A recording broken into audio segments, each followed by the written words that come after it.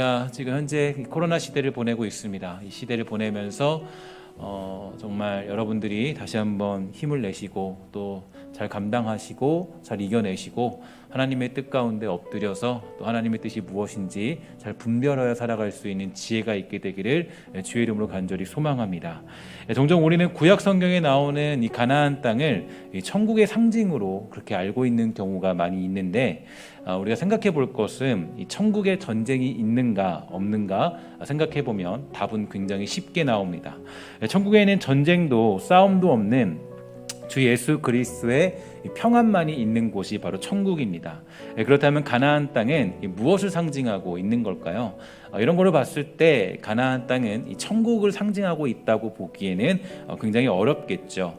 천국의 상징이 아니라 예수 그리스도를 구주로 고백하여 살기 시작한 하나님의 백성들이 그 하나님의 통치권, 즉 예수 그리스도의 보혈 아래로 들어가서 믿음의 삶을 훈련받는 곳이 바로 가나안 땅이 가진 상징적인 의미가 됩니다.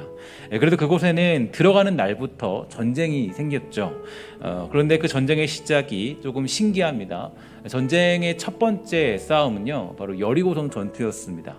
그 전투는 단순히 그냥 칼과 창, 어떤 무기들로 전략으로 그것을 무너뜨린 것이 아니라 바로 이 하나님의 말씀을 따라서 믿음으로 그렇게 그 전쟁을 이기는 것이고 그 성을 무너뜨리는 거죠.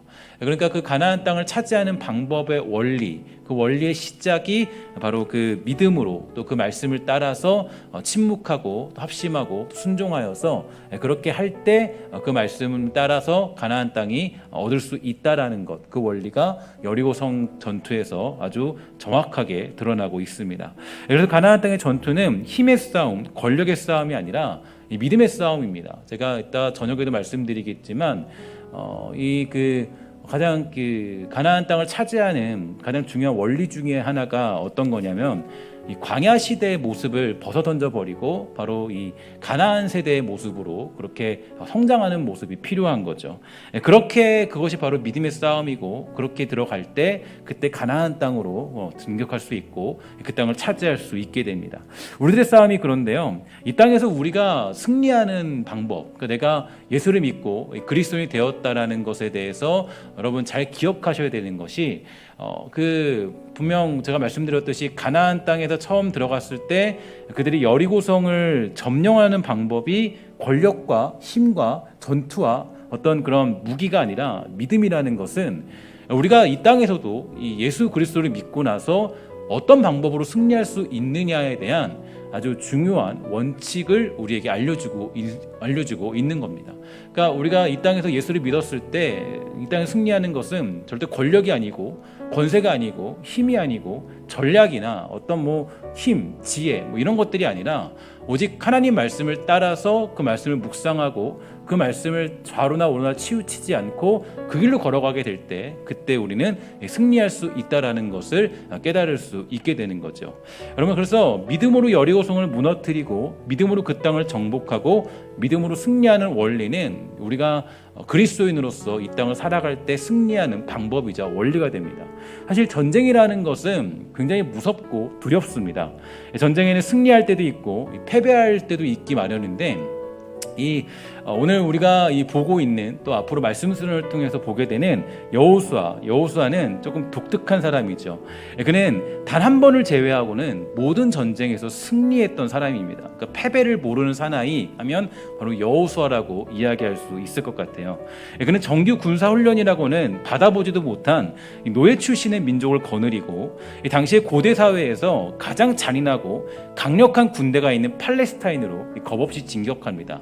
근데 진격하는 그 지도의 내용, 지도를 보면 너무 재밌는데, 진격할 때 보통은 우리가 후방 쪽을 통해서 외곽을 하나씩 무너뜨려 가면서 그 땅을 점령하는 게 맞겠지만, 이 여호수아는 그렇게 하지 않아요. 여호수아는 아예 중앙부터 파고 들어가서 이것을 아예 양분화시켜버리는 강력한 그런 전략을 짜고 그 전략을 통해서 이제 그 땅을 차지하게 되죠. 굉장히 아주 놀라운 일들을 감행하게 됩니다. 그리고 그가 가는 곳마다 이 승리의 함성이 울려 퍼지게 되죠. 그럼에도 불구하고 불구하고 여호수아서를 보면요, 여호수아는 교만하지 않습니다. 끝까지 낮은 모습으로, 끝까지 겸손한 모습으로 자기를 낮추고 살아가게 되죠. 그 이유는 간단합니다. 바로 인생의 순간순간마다 끝없이 하나님의 음성에 귀를 열어놓고 있었기 때문입니다. 그의 깊은 영성과 용기가 바로 가나안 땅을 정복하는 가장 강력한 힘이 되죠. 지금 우리는 여러 가지 상황들로 위축되어 있고 위기 속에 있다는 것을 감지할 수밖에 없습니다. 그래서 여러 가지 상황을 맞이하고 있는데요. 이러다가 이전에 그 중국처럼 이 교회가 이제 식당으로 개업을 해야 되고 또 주일에만 예배를 드려야만 하는 거 아닌가, 이런 생각이 들 정도로 예배에 대한 압박, 여러 가지 그런 경고들이 심각해지고 있습니다.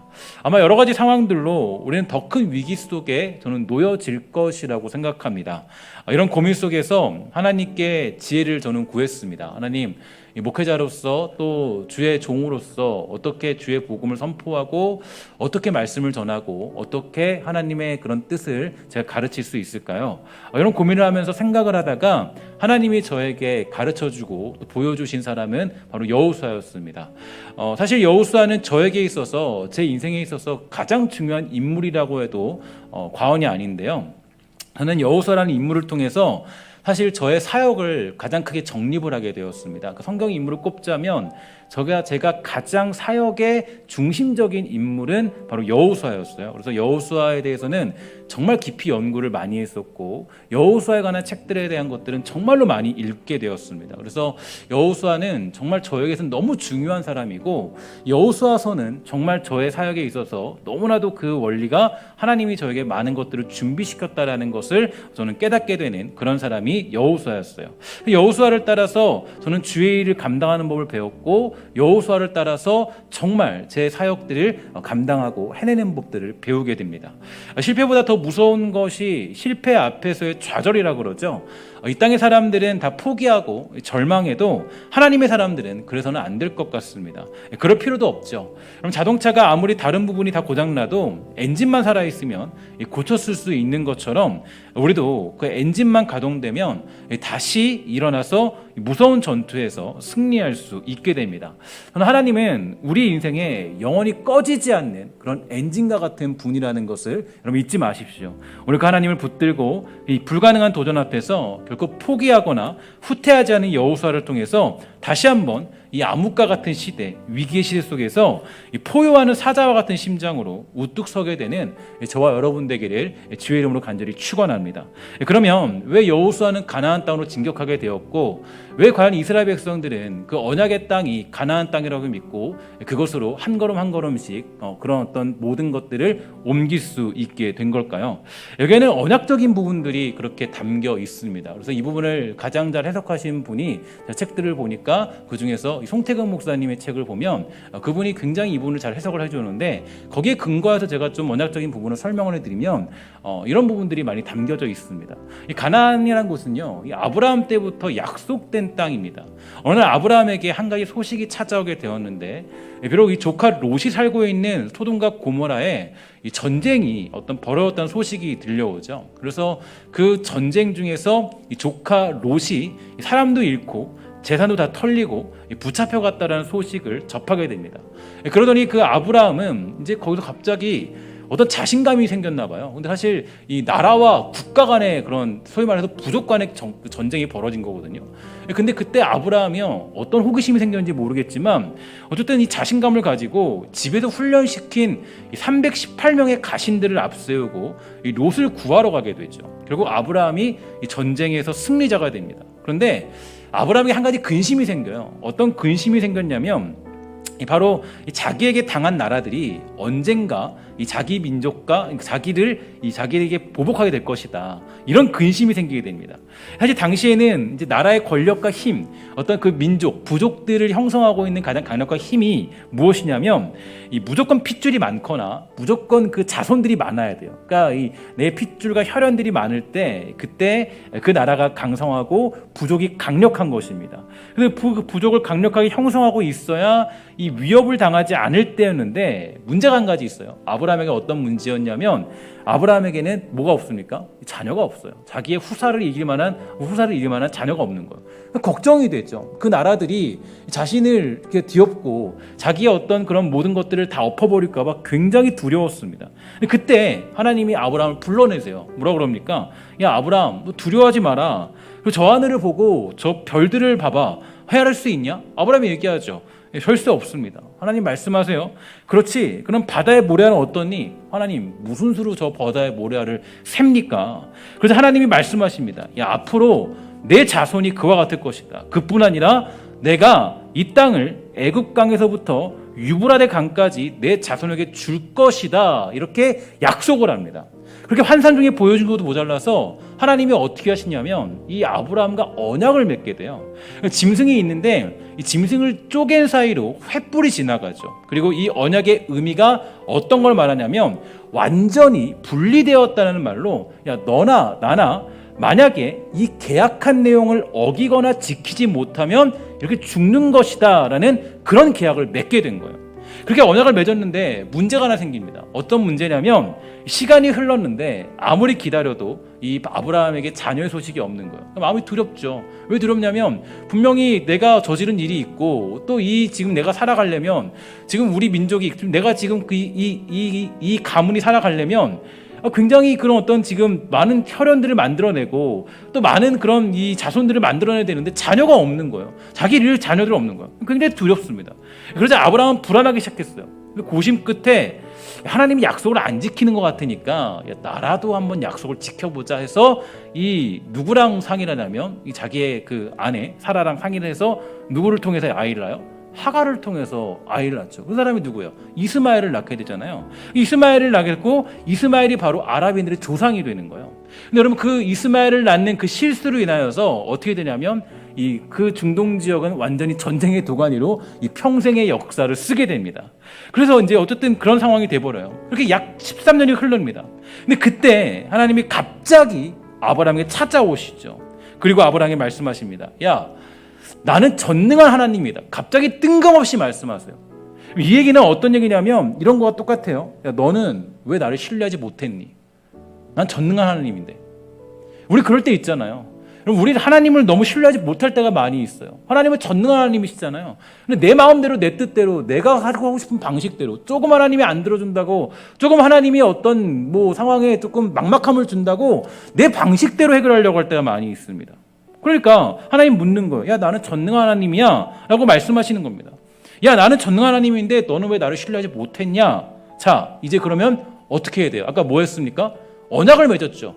언약을 맺었으니까 언약대로 해야 돼요. 언약대로 하면 약속을 깬 쪽은 하나님이에요? 아브라함이에요? 아브라함이죠. 아브라함은 뭐 해야 돼요? 이제 죽어야 됩니다. 아브라함은 이제 죽어야 돼요. 그래서 이 죽어야 되니까 하나님이 아브라함을 죽이시죠. 죽인 장면이 어디냐면 창세기 17장 10절에 보면 10절 이하에 보면 이런 내용이 있습니다. 너희 중 남자는 다 할례를 받아라. 이것이 나와 너희와 너희 후손 사이에 지킬 내 언약이니라. 너희는 포피를 베어라. 이것이 나와 너희 사이의 언약의 표징이니라. 너희의 대대로 모든 남자는 집에서 난 자나 또는 너희 자손이 아니라 이방 사람에게서 돈으로 산 자를 막론하고 난 지 8일 만에 할례를 받을 것이라. 너희 집에서 난 자든지 너희 돈으로 산 자든지 할례를 받아야 하리니 이에 내 언약이 너희 살에 있어 영원한 언약이 되려니와 할례를 받지 아니한 남자 곧 그 포피를 베지 아니한 자는 백성 중에서 끊어지리니 그가 내 언약을 배반하였음이니라. 이렇게 되어 있어요. 이 내용을 보면 바로 할례로 아브라함을 죽이신 거예요. 그러니까 언약을 깬 쪽이 아브라함입니다. 그래서 하나님이 할례로서 아브라함을 죽이신 거예요. 할례는 남자의 생식기 끝을 자르는 행위로서 육체적인 생명이 끝났다라는 걸 상징해줘. 그래서 아브라함을 포함해서 최초로 할례가 이루어지게 되는 겁니다. 그래서 그런 일을 겪고 나서 낳은 자녀가 바로 이삭이에요. 그러므로 이스마엘은 자기 의지와 능력으로 자기가 살아있을 때 낳은 아들이라면 이삭은 하나님께서 약속을 지키기 위해서 아브라함이 죽게 됨으로 그렇게 낳게 된 아들이 됩니다. 바로 이 이삭의 후손들에게 가나안을 주겠다라고 하나님이 약속하신 거예요. 그래서 이 백성들이 이렇게 그렇게 기다리면 되는데, 그런데 이 백성들이 흉년으로 인해서요 애굽으로 돌아가게 되죠. 그리고 그곳에서 무려 400년 동안 종살이를 하게 되는데 고통이 심했어요. 고통이 심하니까 어떤 이 출애굽기 3장 7절에 보면 이런 내용이 있습니다. 여호와께서 이르시되 내가 애굽에 있는 내 백성의 고통을 분명히 보고 그들이 그들의 감독자로 말미암아 부르짐을 듣고 그 근심을 알았다. 이렇게 얘기해요. 그러니까 하나님이 이스라엘 백성들의 고통을 보고 듣고 알고 계신다고 해요. 그래서 그들이 부르짖자 하나님께서 그들을 모세를 통해 구원하십니다. 이것이 표면적인 이유예요. 하지만 출애굽기 2장 24절에 보면 아주 중요한 내용이 담겨 있습니다. 이렇게 되어 있어요. 하나님이 그들의 고통 소리를 들으시고 하나님이 아브라함과 이삭과 야곱에게 세운 그 언약을 기억했다. 이렇게 되어 있어요. 그러니까 하나님이 언약을 통해서 가나안 땅을 주시는 거예요. 그러니까 하나님이 분명히 그들의 고통 소리를 들으시고 그들을 구원하신 것은 표면적인 이유로는 맞지만 더 중요한 건 하나님이 아브라함에게 했던 언약 때문에 하나님은 그 언약을 따라서 그 언약을 쫓아서 그 언약을 따라서 가나안 땅을 그들에게 주시겠다라고 약속하신 거예요. 그리고 그 땅을 차지하게 만들겠다라고 한 약속을 이루고 있는 게 바로 여호수아서와 출애굽기 같은 것들이 나타나고 있습니다. 그러니까 이 가나안 땅은 어떤 것일까요? 가나안 땅은요 바로 하나님이 언약하고 약속한 땅입니다. 그런데 가나안 땅에 그들이 들어가지 못하는 이유가 있어요. 어떤 이유냐면 가나안 땅은요 바로 하나님이 그 언약으로 주신 땅이기 때문에 그 땅을 차지하는 방법이 있습니다. 그 방법은 세상적인 방법과 달라요. 세상의 방법은 그냥 칼과 창과 능력과 힘으로 그 땅을 차지하는 거지만 하나님이 언약으로 주신 땅이기 때문에 그 땅은 믿는 자들이 차지하는 땅이에요. 그 가나안 땅은 그 약속을 믿는 사람들, 하나님의 약속을 믿는 사람들만이 차지할 수 있는 땅입니다. 그래서 그 가나안 땅이라는 곳은 절대로 어떤 칼과 창으로 차지하는 곳이 아니라 바로 믿음으로 순종으로 그 땅을 차지하는 곳, 바로 그곳이 가나안 땅이 되는 거죠. 아브라함 때부터 약속되고 언약된 땅이기 때문에 그렇습니다. 그리고 지난주에 우리가 보았던 말씀이 굉장히 중요한데요. 여호수아 1장 7절에 보면 이렇게 얘기합니다. 오직 강하고 극히 담대하여 나의 종 모세가 내게 명령한 그 율법을 다 지켜 행하고 우로나 좌로나 치우치지 말라. 그리하면 어디로 가든지 형통할 것이다. 이렇게 얘기합니다. 그러니까 이 하나님이 그 여호수아를 불러다가 야 너 이렇게 전략을 하고 이렇게 칼과 당창을 뭐 전술을 짜고 이러면 너가 그 땅을 차지할 수 있어라고 얘기하지 않고 너가 뭐 하면 되냐면은 그 율법을 다 지켜 행하고 좌로나 우로나 치우치지 않고 믿음으로 그 땅에 들어가게 되면 그러면 너는 그 땅을 차지할 수 있어라고 하나님이 말씀하시죠. 그러면 보면은 그 요단강을 이제 나중에 도와서 요단강을 건너는 기적이 있지 않습니까? 이제 요단강을 지나게 되는데 요단강을 지날 때도요 믿음으로 그 요단강을 지나게 돼요. 그 당시에는 그 요단강을 지날 당시에는 헐몬산에서 아주 그 뭐랄까요 그 이제 만년설이 그 녹게 되는 그런 때라 그래요. 굉장히 요단강이 불어 있을 때입니다. 굉장히 그 여러분 그 우리 그 장마철 때 되면은 경안천만 해도 아주 엄청나게 그 물이 불어 있잖아요. 그런 모습이에요. 요단강에 발을 디딜 수가 없는 상태예요. 그런데 여러분 믿음으로 그 발을 디디라고 하나님 말씀하세요. 그래서 그 제사장들이 먼저 발을 디딜 때 법궤를 들고 그 발을 디딜 때 그 어떻게 돼요? 거기가 바로 갈라지고 그 물이 멈춰지는 그 놀라운 모습을 볼 수가 있게 되는 거예요. 그러니까 그 땅을 차지할 수 있는 방법은 절대 전략과 능력과 힘이나 권세가 아니었습니다. 왜냐? 하나님이 언약으로 주신 땅이기 때문이에요.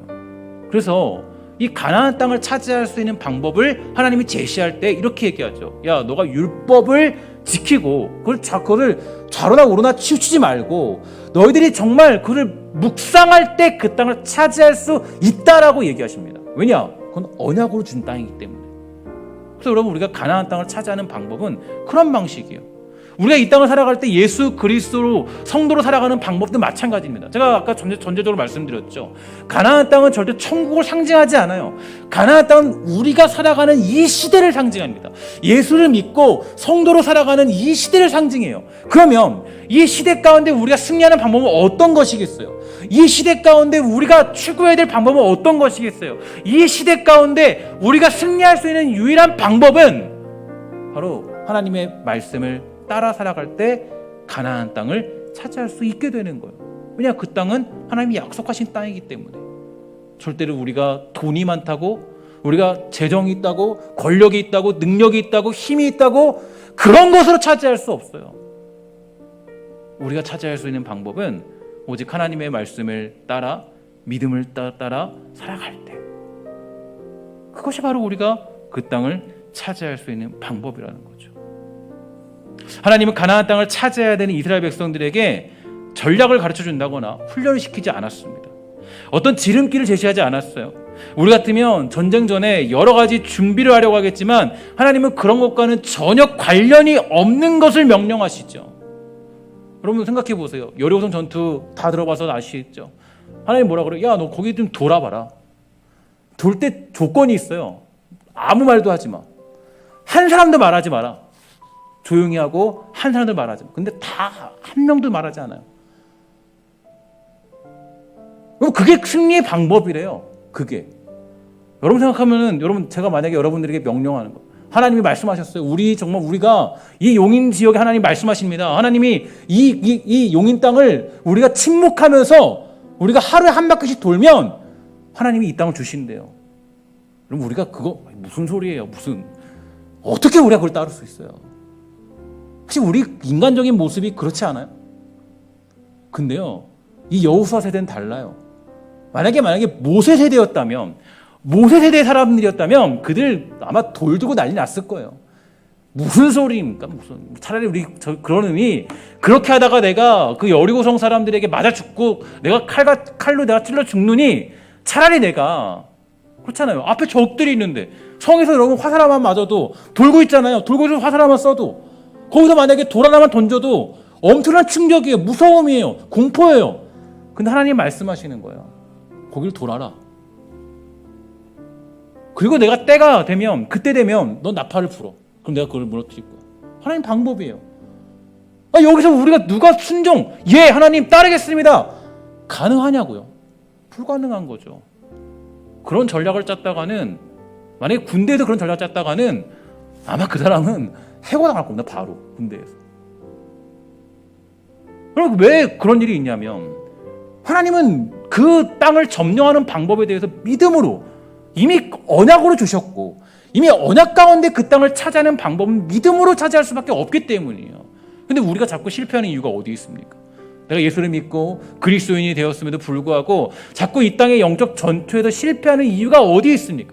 그 이유는 다른 것이 아니에요. 그 이유는 바로 내가 자꾸 내 힘과 능력으로 그것을 차지하려고 하고 내가 가진 힘으로 해보려고 하기 때문에 자꾸 문제가 생기는 겁니다. 하나님 말씀을 깊이 묵상하는 훈련들, 그 말씀을 따라 살아가는 모습들, 그 말씀을 내 마음에 새기고 그 말씀을 좌로나 우로나 치우치지 않고 살아갈 때, 그때 우리는 가나안 땅을 점령할 수 있고 그 땅을 차지할 수 있게 되는 거예요. 그게 우리의 기본적인 원리예요. 그래야 언약의 땅을 우리가 차지할 수 있어요. 여러분, 그래서 제가 여러분들에게 이번 이 여호수아서를 준비하면서, 어저께도 제가 말씀을 오늘 저녁 설교를 준비하면 새벽까지 계속 준비를 했는데, 하면서 하나님이 가장 주신 마음 중에 하나가 이거였어요. 광야 시대의 모습을 버리지 않으면 여호수아 세대로 들어갈 수 없습니다. 광야 시대의 모습을 버리지 않고는 하나님이 절대로 여호수아 같은 축복을 주시지 않아요. 광야 시대의 모습이 뭐예요? 불평, 불만, 그죠? 순종 없어요. 광야 시대 사람들은요, 정말 그냥 자기가 직접 일구지도 않아요. 거기는 만나 떨어지죠, 매출하기 떨어지죠. 근데 여러분 잘 보세요. 나중에 보면요, 그들이 그 6월절 그 예배를 드릴 그 제사를 올릴 때, 그때 그들이 그 제사를 올리게 될 때 그 가나안 땅 들어가서 이렇게 얘기해요. 자신들이 직접적으로 그 소산물, 직접 자기들이 재배한 것을 가지고 하나님께 제사를 드리게 돼요. 하나님이 그것을 받으시죠. 가나안 땅에 들어가서 하나님이 직접, 우리가 이 가나안 땅의 세대는 행동하는 세대입니다. 움직이는 세대예요. 그 정말로 언약을 쫓아서 믿음으로 그것을 나아가는 세대예요. 그게 바로 이 달라진 여호수아 세대의 모습이죠. 그래서 우리가 정말 광야 세대의 모습을 버리지 않으면 우린 절대로 가나안 땅을 차지할 수 없습니다. 여러분, 제가 그 조사해 보니까 너무 재미있는 사실이 하나 봤어요. 어떤 걸 봤냐면, 사실 애굽에서 그 가나안 땅까지 갈 수 있는 시간이 쭉 달리면, 쭉 가면, 뭐 그냥 걸어가면 11일 거리래요. 11일 거리. 11일이면 걸어간대요. 근데 여러분 몇 년 걸린지 아십니까? 아시죠? 40년이에요. 40년. 왜 하나님이 40년을 주셨을까요? 그 광야 시대 사람들이 여전히 그 광야 시대의 모습을 살아갔기 때문이에요. 끝까지 그냥. 그래서 그 모세가 뭐라 그래요? 마지막 죽을 때까지 얘기해요. 야, 너희들은 정말 내가 어떻게 할 수가 없다. 목이 고든 백성들아, 어떻게 할 수가 없어 내가. 너희들 심지어는 이렇게 예언합니다. 이렇게 예언합니다. 너희들은 나중에 포로가 될 거야. 너희들 망할 거야. 그때 너희를 기억해야 된다. 하나님께 돌아오면 하나님 그래도 너희 받아주실 거야. 이게 너무나도 여러분, 여러분 마지막까지 그렇게 얘기하는 사람의 세대가 어디 있습니까? 모세가 얘기해요. 너는 안 돼. 모든 백성이야. 하나님이 그래서 결국 어떻게 해요? 여호수아 세대가 가나안 땅을 차지할 수 있는 방법이 뭐예요? 어떻게 하세요? 거기 있던 사람들은 다 하나님이 아무도 단 한 명도 못 들어가게 하십니다. 딱 2명, 여호수아, 칼렙 이외에는 없어요. 그 사람들만이 믿음으로 차지하고자 하는 믿음의 백성들이었기 때문이에요. 그럼 이게 너무나도 우리에겐 중요한 메시지입니다. 여러분, 우리가 정말 이 땅을 살아갈 때 믿음으로 살아간다라는 것, 이렇게 우리가 이 어떤 전환적인 사고방식이 없으면, 다시 믿음의 전환이 되지 않으면 우리는 여전히 광야 시대에 머무는 그런 세대가 될 수밖에 없다라는 거죠.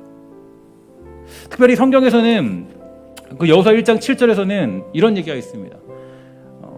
우러나 좌로나 치우치지 말고 그리하면 어디로 가든지 형통할 것이다. 이렇게 얘기해 주는데, 여기서 형통이라는 단어가 여러분 우리가 생각하는 단어랑은 좀 다르다는 거를 여러분 좀 깨달으셔야 돼요. 그러니까 여기서 우리는 보통 형통이라고 하면 잘 된다, 잘 풀린다, 뭐 이루어진다, 뭐 우리가 사업이 잘 된다, 뭐 대학교를 잘 갔다, 아니면 뭐 좋은 직장을 갔다, 돈을 잘 벌었다, 이렇게 얘기할 수 있겠지만, 성경은 그런 식으로 우리에게 형통을 강조하고 있지 않아요. 형통은 뭐라고 얘기하냐면 시편 105편 19절에 보면 이렇게 얘기하죠. 곧 여호와의 말씀이 응할 때까지라 그의 말씀이 그를 단련하였도다. 이게 형통이라는 거예요. 그러니까 다시 말해서 우리가 형통해진다는 말은 그 말씀이 이루어지는 것, 그 말씀이 성취되는 것을 의미하는 거예요. 그러니까 우리가 믿음으로 살아가는 그때 하나님의 말씀이 성취되는 것을 의미하는 겁니다. 그래서 8절 말씀이 우리에게 굉장히 중요하죠. 우리 8절 말씀을 한번 다 같이 우리 결단하는 마음으로 함께 읽도록 하겠습니다. 시작. 이 율법책을 내 입에서 떠나지 말게 하며 주야로 그것을 묵상하여 그 안에 기록된 대로 다 지켜 행하라. 그리하면 내 길이 평탄하게 될 것이며 내가 형통하리라. 아멘. 이게 우리의 유일한 승리의 원칙이고 우리가 유일하게 가나안 땅을 차지할 수 있는 유일한 방법이에요. 하나님의 말씀이 이루어질 것을 믿고 그것을 향하여 가는 것. 가나안을 정복하는 방법, 그 땅의 전투에 승리하는 유일한 무기는 하나님의 율법을 입에서 떠나지 말게 하고 주야로 그것을 묵상하는 것이 전부라는 겁니다. 여러분, 그들이 가나안 땅을 여호수아 세대가 가나안 땅을 차지할 수 있었던 이유는 무기에 있지 않았어요. 여호수아의 전략에 있지 않았어요. 오히려 전략 믿고 까불었다가 그럼 아이성에서 대패하죠, 그죠? 그 완전히 아이성까지 작은 거 하나 우리가 못 하겠냐? 그냥 알아서 해봐라 한번. 완전히 거기서 쫄딱 망해버립니다. 완전히. 전략으로 우리가 이길 수 있는 게 아니에요. 그럼 제가 그래서 금요기도 때 말씀드렸지만 우리가 이 코로나 시대를 지날 때 저 고민 정말 많이 했어요. 어떻게 하나님 이 위기를 극복할까요? 어떻게 해야 되죠? 어떻게 할까요? 생각 많아요. 엄청 많아요. 근데 하나님이 주신 마음은 뭐 없더라고요. 야, 기도, 말씀, 복음, 이거 왜 없어요? 이거 상실하면 교회는 생명이 없는 겁니다. 전략으로 안 돼요.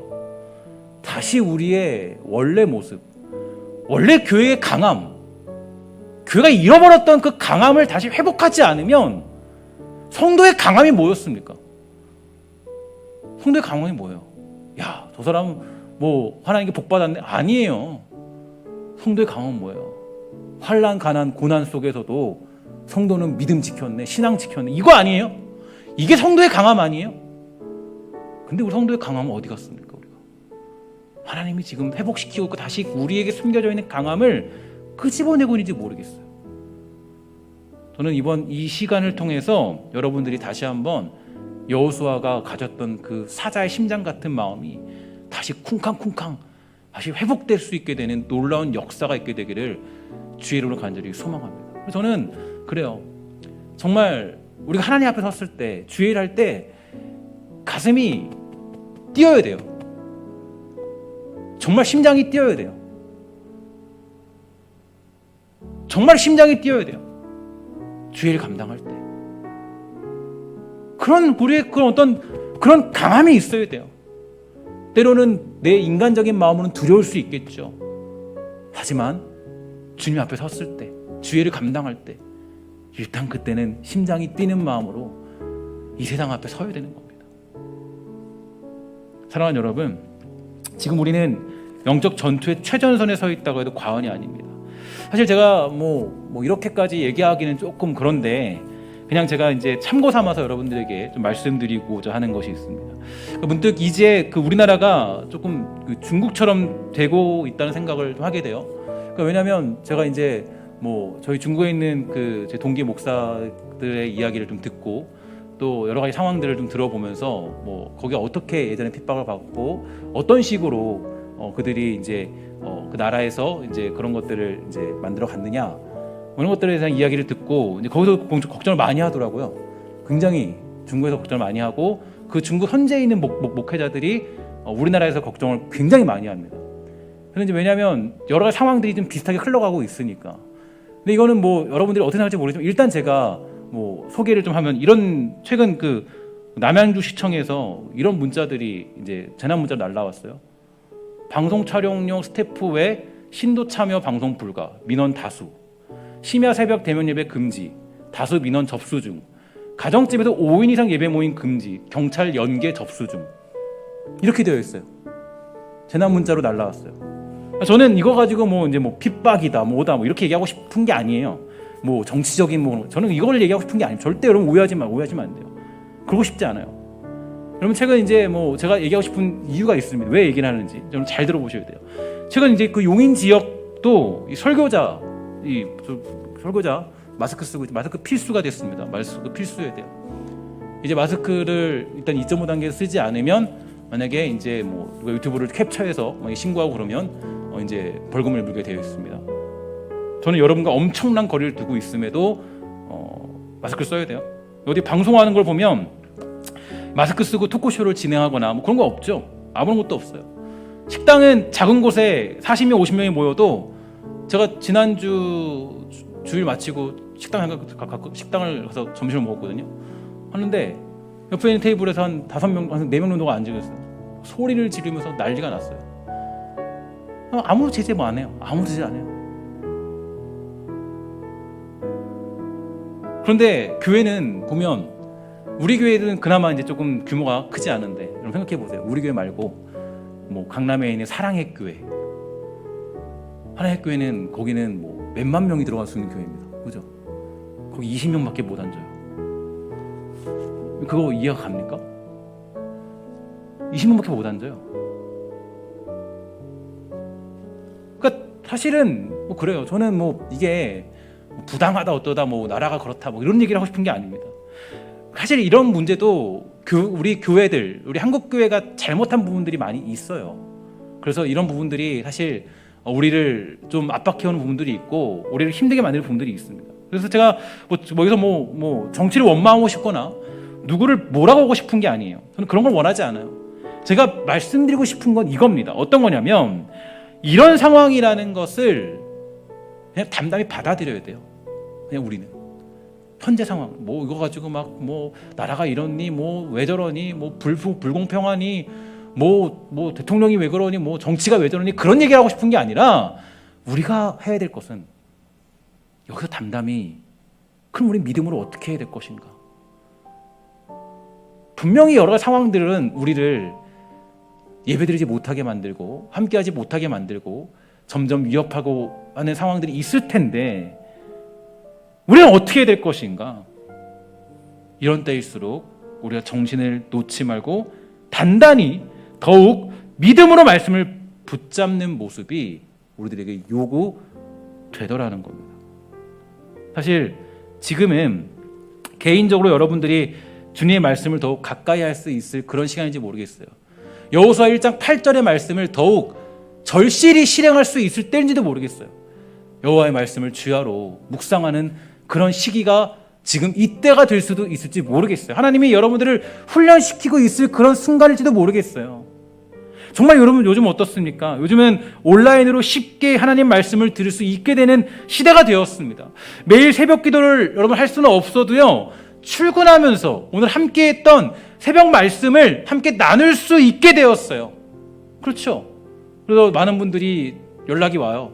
그래도 들리는 말씀을 듣고 또 출근하면서 우리 신성교회에서 나오는 말씀들을 들으면서 은혜를 받는다고 연락이 많이 와요. 너무 감사해요. 그래도 들으면. 그러니까 우리 이러한 때에 뭘 붙잡을 수 있어요? 뭐 세상이 어떻고 뭐 정치가 어떻고 뭐 누가 뭐 우리를 또 불공평하게 하고 뭐 어쩌고 저쩌고 거기에 우리가 신경 쓸 게 아니야. 이러한 때에 우리가 해야 될 건 무엇이냐면, 이러한 때 하나님의 주시는 메시지 음성을 들어야죠. 하나님 뭐라 그러는 거예요? 야, 이제 너 광야 시대의 모습 벗어 던져 버리고 이제 너 여호수아 세대의 모습으로 거듭나야 된다. 하나님 말씀을 붙잡고 그 말씀대로 살아가는 그 모습이 필요하다. 저는 여러분들이 이런 시대에 지날 때 더 말씀을 붙잡고 믿음의 땅을 향해 달려가는 믿음의 사람 되기를 주의 이름으로 간절히 소망해 봅니다. 사실 고민을 많이 했습니다. 특별히 오늘 저녁부터 시작되는 말씀 수련회. 말씀 수련회 사실 쉽지 않죠. 말씀 수련회 특별 새벽 기도회 2주 처음 하는 시도를 온라인으로 하게 되다니 이게 참 좀 마음이 좀 그래요. 목회자로서 그래요. 현장으로 하고 싶고 함께 만나서 하고 싶은데 뭐 그럴 수 없잖아요. 고민을 많이 했어요. 하지 말까? 안 할까? 안 해도 되는데 그냥 뭐 하지 말지 뭐. 근데 제 마음이 안 그래요. 저는 제가 목회자가 되면서 느끼는 게 하나님이 주신 마음에 굉장히 민감해져야 된다는 생각이 많이 들거든요. 근데 제 마음이 안 그래요. 마음이 안 그렇고 제 마음이 하나님이 주시는 마음이 있어요. 야, 그래도 이때 너가 성도들을 더 무장시키고 훈련시켜야 되는 거 아니냐.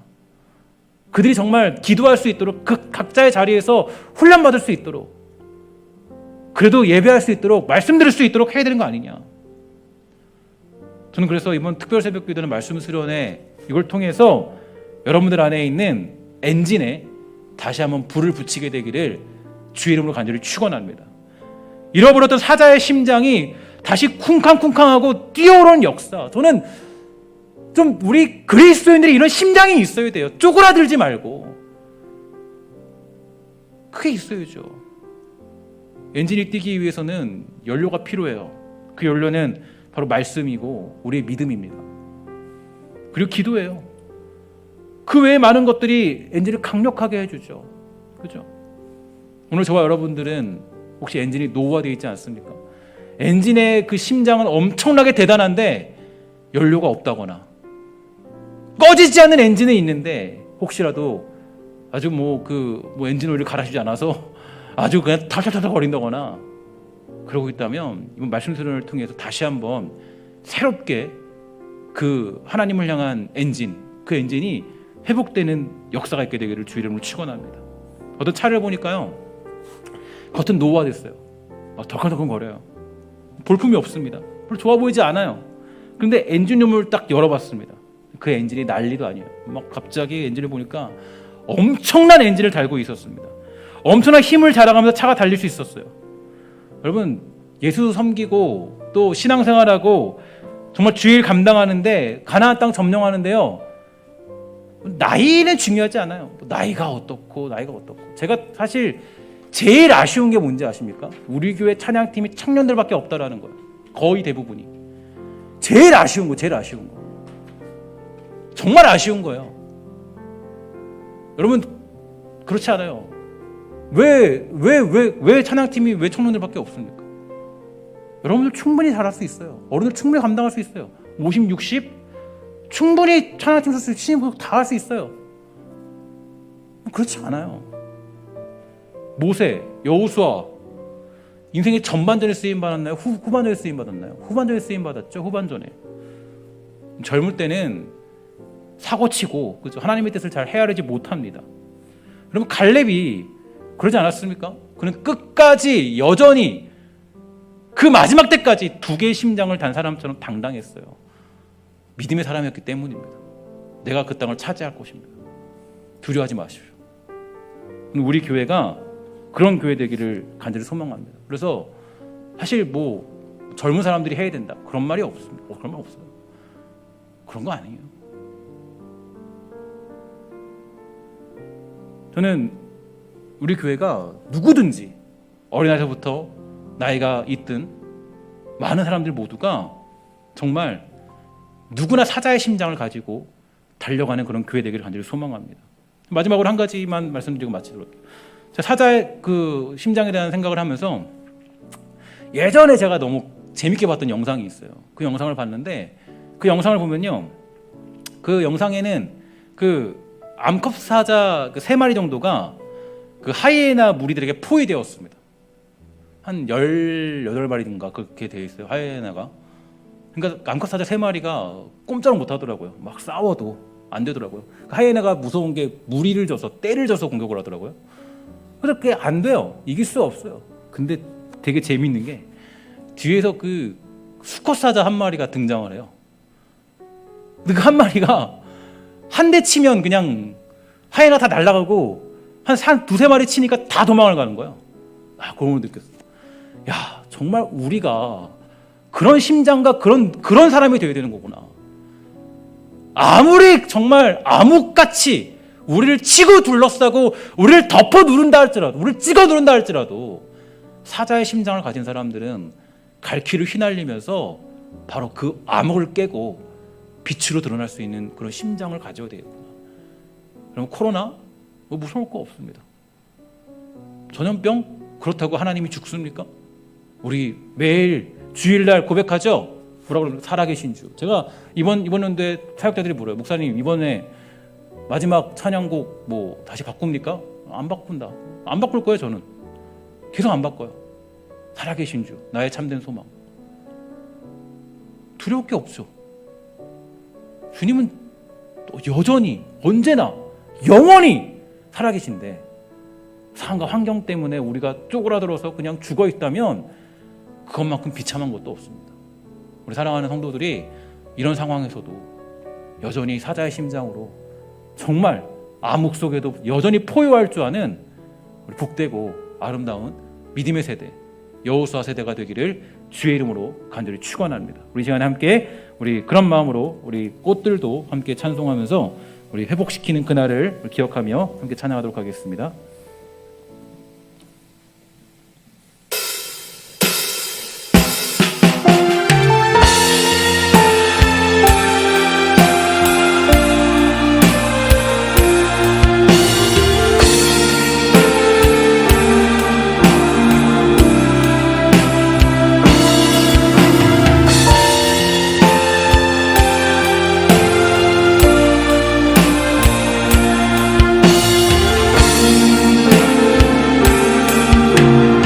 이곳에 생명새 솟아나 고백하며 찬양합시다. 이곳에 생명샘 솟아나 눈물 곧자 지나갈 때에 모자나 열매 맺히고 모자나 열매 맺히고 웃음소리 넘쳐나리라.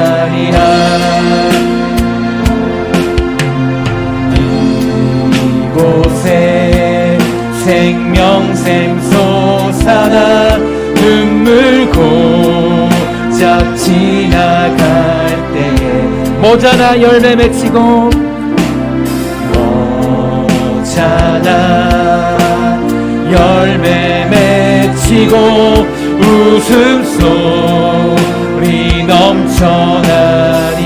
꽃들도 구름도 꽃들도 구름도 바람도 넓은 바다도 찬양하라 찬양하라 예수를 하늘을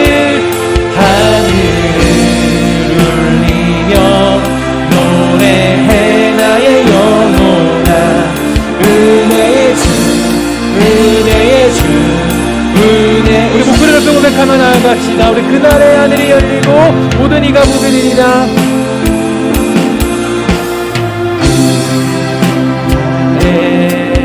하늘이 열리고 모든 이가 보게 되리라. 마침내 꽃들이 피고 영광의 주가 오시리라. 꽃들도 구름도 바람도 넓은 바다도 찬양하라 찬양하라 예수를 하늘을 울리며 노래해 나의 영혼아 은혜의 주 은혜의 주 은혜의 주. 꽃들도 구름도 바람도 넓은 바다도 찬양하라 찬양하라 예수를 하늘을 울리며 노래해 나의 영혼아 은혜의 주 은혜의 주. 우리 소망하는 마음으로 우리 그날의 하늘이 열리고 모든 이가 보게 되리라. 그날의 하늘이 열리고 모든 이가 보게 되리라. 마침내 꽃들이 열리고 마침내 꽃들이 피고 영광의 주가 오시리라. 꽃들도 구름도 바람도 넓은 바다도 찬양하라 찬양하라 예수를 하늘을 울리며 노래해 나의 영혼아 은혜의 주 은혜의 주 은혜. 꽃들도 구름도 바람도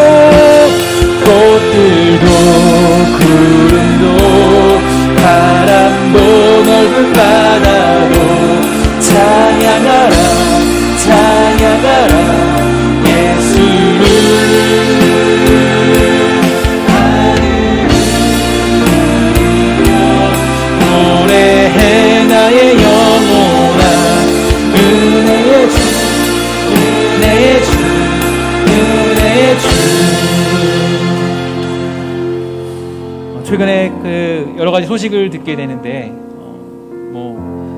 여러 가지 진짜 무서운 압박들이 있습니다. 제가 아는 한 학교에서는 매주 교회를 다녀왔냐 안 다녀왔냐를 교사들을 점검하는 학교도 있어서 제가 아는 목사님의 사모님은 교회를 나오지 못합니다. 우리 지역은 아니지만 다른 지역.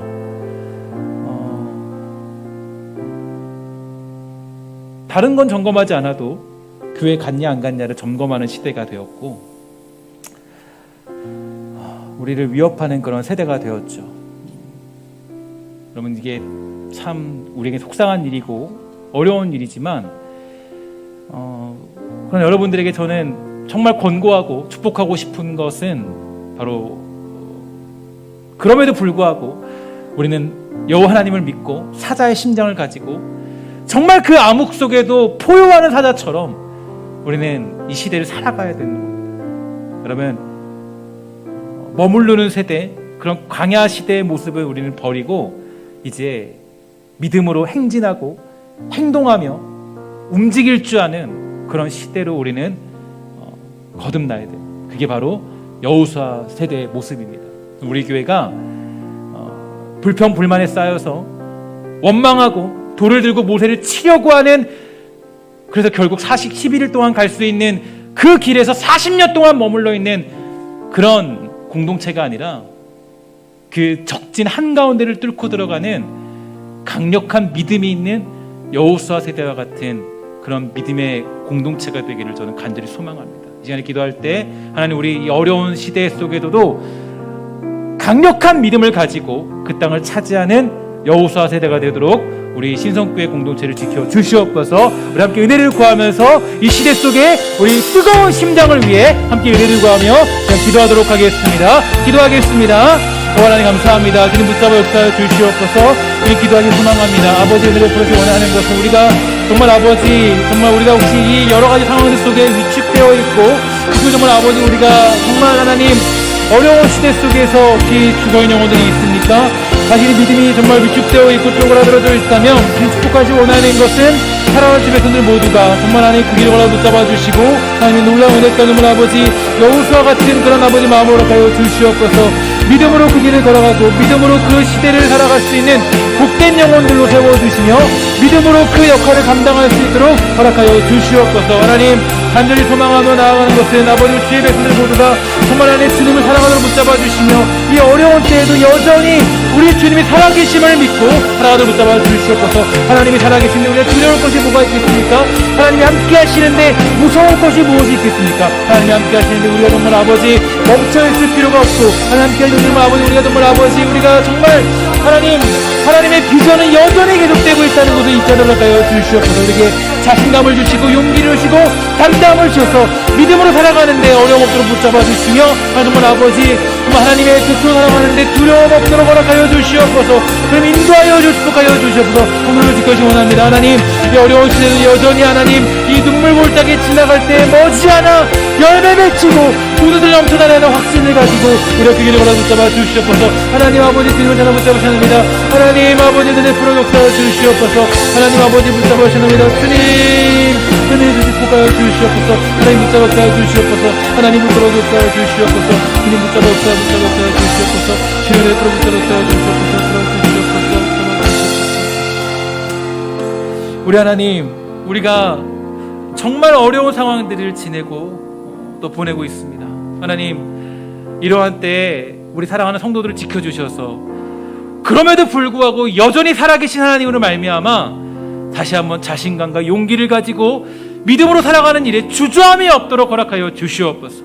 하나님, 혹시 모세 시대의 사람들처럼 불평과 원망, 돌을 들고 던지는 그런 백성으로 살아가고 있지 않습니까? 하나님, 그렇다면 하나님 그 모습을 제하여 주시고 우리가 정말 여호수아 시대처럼 행동하고 움직이고 믿음으로 살아가고자 하는 열정 있는 세대로 우리 이 세대를 지켜주시고 보호해주시고 주님 도와주시옵소서.